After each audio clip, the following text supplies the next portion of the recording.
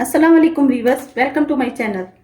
आज मैं आपके लिए होममेड कंडेंस मिल्क की रेसिपी बनाऊंगी। इसके लिए यहाँ मैंने 2 कप दूध लिया है और 1 कप चीनी ली है। तो अब हम बनाना शुरू करते हैं। इसके लिए यहाँ मैंने एक हैवी बॉटम की कढ़ाई ले ली है। आप भी कोई ऐसा ही बर्तन लीजिएगा, क्योंकि अगर स्टील का लेंगे तो उसमें दूध जलने का खतरा हो सकता है। तो उसमें अब मैं अपना 2 कप मिल्क डाल दूंगी।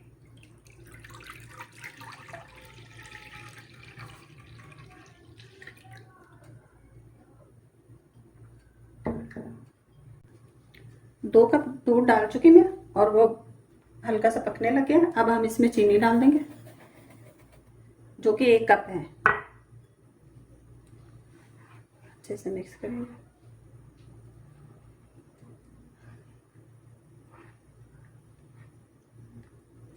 अब हमें इस दूध को इतना पकाना है कि हमने 2 कप लिए हैं, तो इस 2 कप में से तकरीबन 1.5 कप बच जाए और हाफ कप जो है वो पक जाए।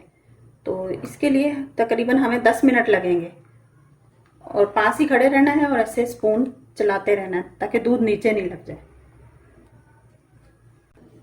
10 मिनट हो चुके हैं मुझे दूध को पकाते हुए ऐसे ही। तो देखें, इसमें से तकरीबन हाफ कप के करीब दूध पक चुका है और ये 1.5 कप रह गए हैं। तो अब यहाँ हमारे पास 2 ऑप्शन है कि अगर या तो हम फ्लेम को तेज कर लें और पास खड़े होकर मसलसल स्पून चलाते रहें, या फिर लो मीडियम फ्लेम पे बनता रहे। तो अगर आप लो मीडियम फ्लेम पर बनाएंगे तो उसमें जलने का खतरा नहीं होगा, लेकिन उसमें थोड़ा टाइम ज़्यादा लगेगा। तो मैं ऐसे ही इसको हल्की आंच पे पकाती हूँ।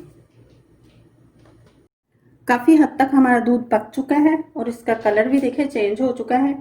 तो अब यहाँ कंडेंस मिल्क बनने का प्रोसीजर स्टार्ट हो चुका है। तो अब हम इसे बहुत केयरफुली अटेंड करेंगे, स्पून चलाते रहेंगे।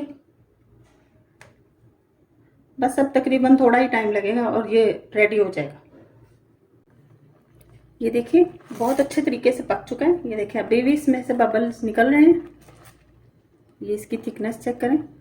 हमें इसे थोड़ा सा ऐसे ही फ्लेम ऑफ कर देना है, ऐसे ही रखना है, क्योंकि अभी जब ये ठंडा हो जाएगा फिर ये और ज़्यादा थिक हो जाएगा।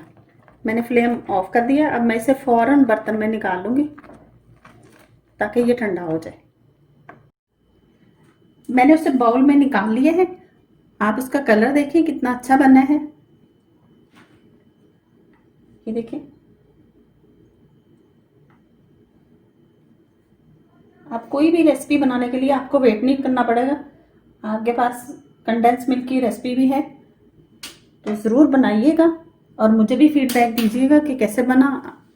हम कंडेंस मिल्क को बहुत सी चीज़ों में यूज़ करते हैं, कुल्फ़ी बनाने में, आइसक्रीम बनाने में, खीर में भी आप डाल सकते हैं, बहुत सारी बर्फियों में भी डलती है।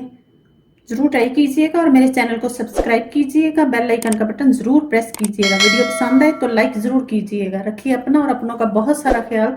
दुआओं में याद रखिए। अल्लाह हाफिज़।